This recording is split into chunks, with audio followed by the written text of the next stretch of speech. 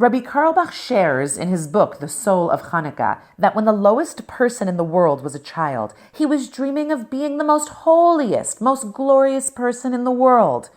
But then something happened. Someone destroyed his dream, and he gave up on the world. On Rosh Hashanah and Yom Kippur, our job is to do tshuva, to repent and regret all of our mistakes. This is holy work, but it's not the ultimate fixing.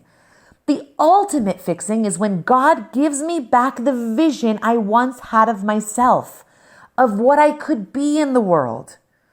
Why do we fail? Why is it so hard for us to make it in this world? Because the world doesn't usually help us. Nobody really encourages our dreams.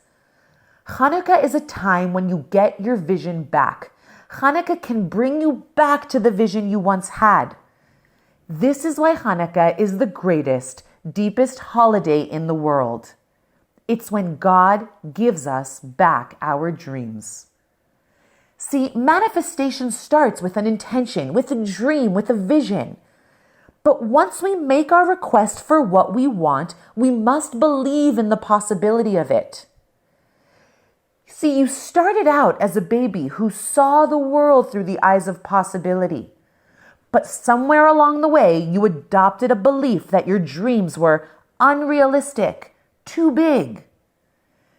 Once upon a time, I was at the beach and I saw a 4-year-old boy with a Superman towel draped down his back, running circles around his parents' beach blanket with his arms flung in the air, yelling at the top of his lungs, "I'm Superman, I'm Superman." To that little boy, nothing could convince him that he wasn't a superhero. But then what happens to that little boy? What happens to you? What happens to me when we get older? Someone tells us that we're not good enough to be a superhero, to be what we want to become. And our dreams get killed. A client came to me once wanting to be a public speaker. But the irony was, public speaking was more frightening to her than death. Once we got to the bottom of her fear, we realized that it boiled down to an experience she had when she was a little girl in a school play. She had forgotten her lines and saw people in the audience laugh at her. She was utterly humiliated and made an unconscious promise to herself in that moment that she would never speak in public again. This experience turned into a belief that she was a failure and let people down. As she got older, the belief validated itself each time she experienced failure and let someone down, and this belief became debilitating.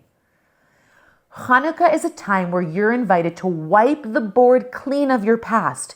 You have a divine opportunity to rewrite your future and co-create it in any way you'd like.